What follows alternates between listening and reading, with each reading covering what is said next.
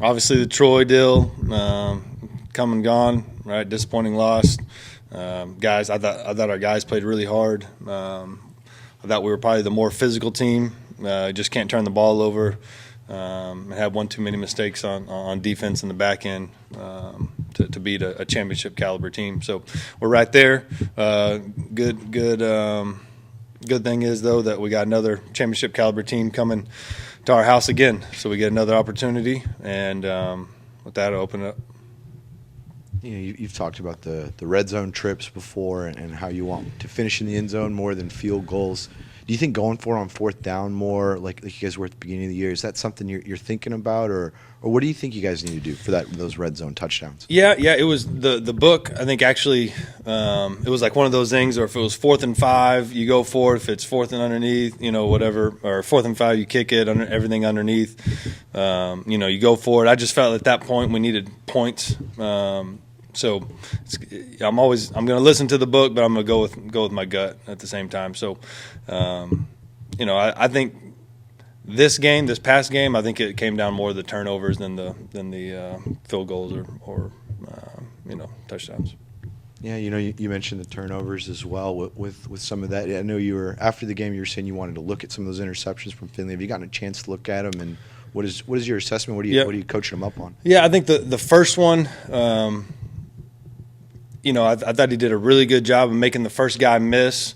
And then I think at that point, I think he was probably, inside the 5-yard line or close to that. I think it's one of those deals that, you either got to make the play or you got to go run and get what you can get and kick the field goal in that point, or give us an opportunity, like you said, to go for it on 4th.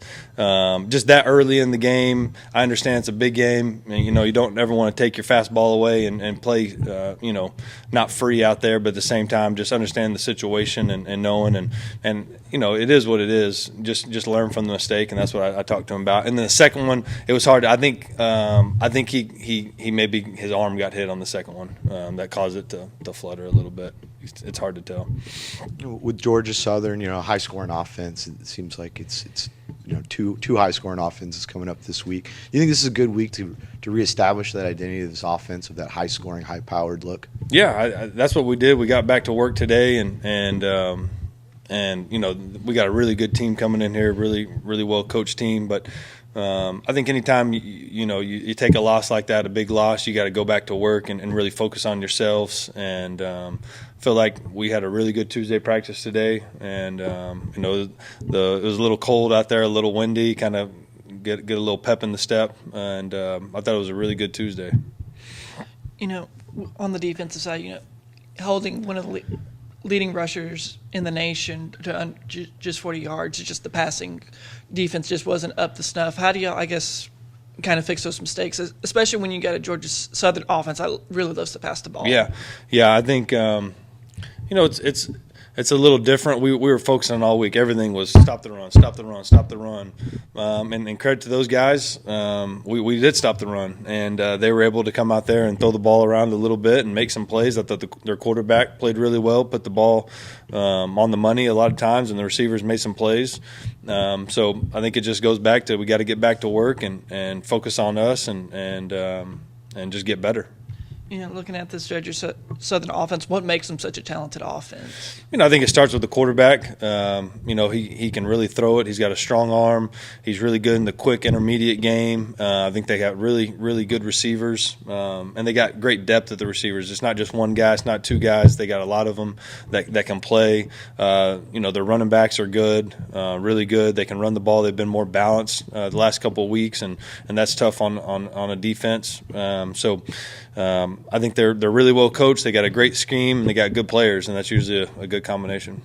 And what are you going to be expecting from this Georgia Southern defense? I think they really live on the turnovers, and so we got to pride ourselves and playing our game and limiting the turnovers. And ball security will be at a premium, but at the same time, you got to go out there and play and let it loose. Second in the nation in TFLs, your defense is right now. Let a lot of passing yards go last week, and you're just talking about this is a passing offense. Does that change your approach to this team, knowing that they're passing? Are you going to be less aggressive, or it seems like you don't change the identity no matter what the scheme? So, yeah, I think Coach Packey will come up with a really good plan, and he'll have a good idea of what they're doing, and we'll get together and talk about some things. But we're going to do what we do, and go out there and play our brand of football. Yeah, the TFL deal I was talking about, second in the nation. Obviously, that's a point of emphasis, getting in the backfield. Just kind of talk about that and how important it is for this defense to almost stop the play before it gets going. Yeah, obviously, I think putting somebody behind the chains early downs always helps you. And I think that's kind of the way we're built on TFLs and sacks and aggression. Then when we get them in those long situations, we got to capitalize that and get off the field. And we've been good at that times, and then we haven't been good at that time. So just putting a full game together, and it's what we need to do on Saturday if we want to win. You mentioned you came out of that game pretty healthy too. A couple days removed from it, still feeling healthy. Any guys that you might be missing that we didn't know about? Yeah. I mean, there's always a couple guys that are banged up, but for the most part, I'm pretty healthy.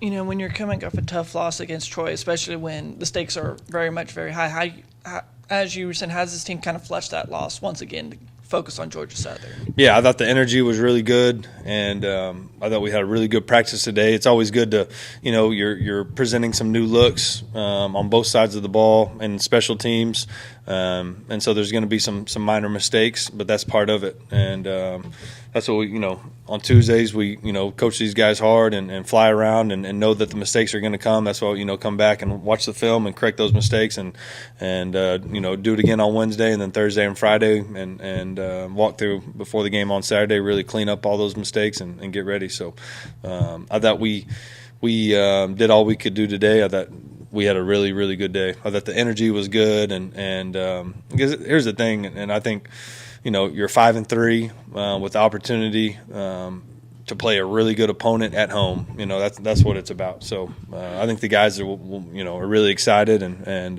ready for the challenge.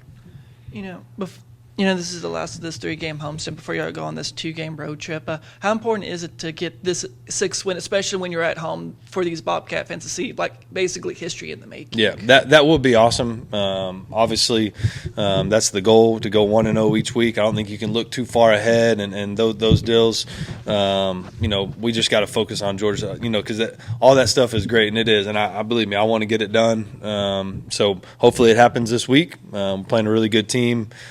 But if not, you got to bounce back and then figure it out and just keep going. 1-0 each week, 1-0 each day.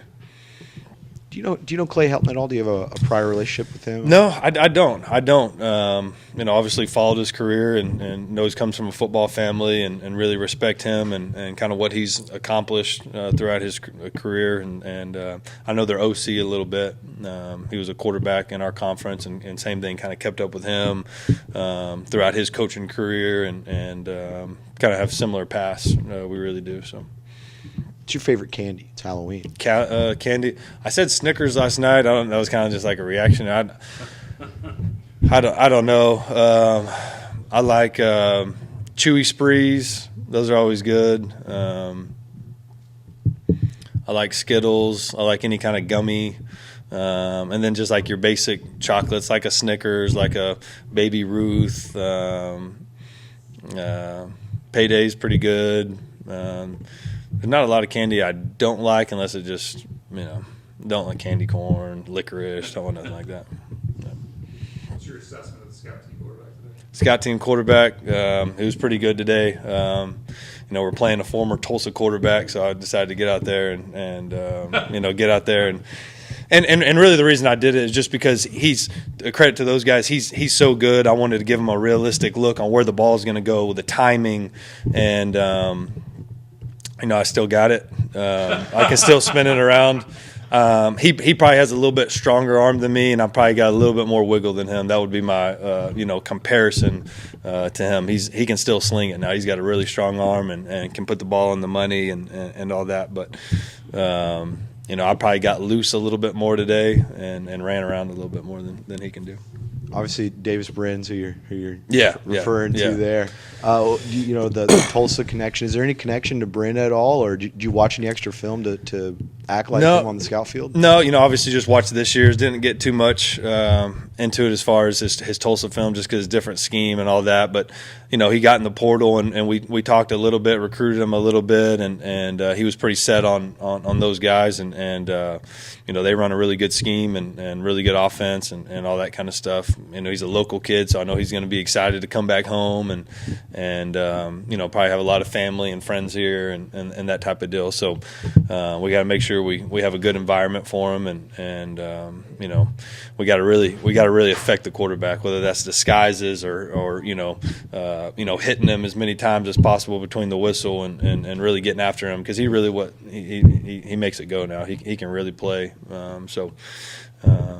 It's be a great challenge. Just like you said, it's always good that obviously Troy able to stop the run, but they had a lot of success in the air. So it'll be good to get out there and challenge for those DBs and that D line and kind of see what we're made of.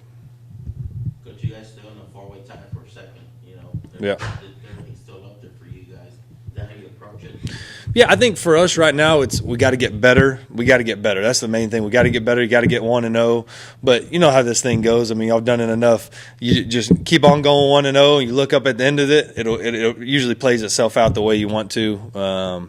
So I think for us though, we got a really good opponent coming in, and we got to focus on us and focus on Georgia Southern. That's got to be where it's at.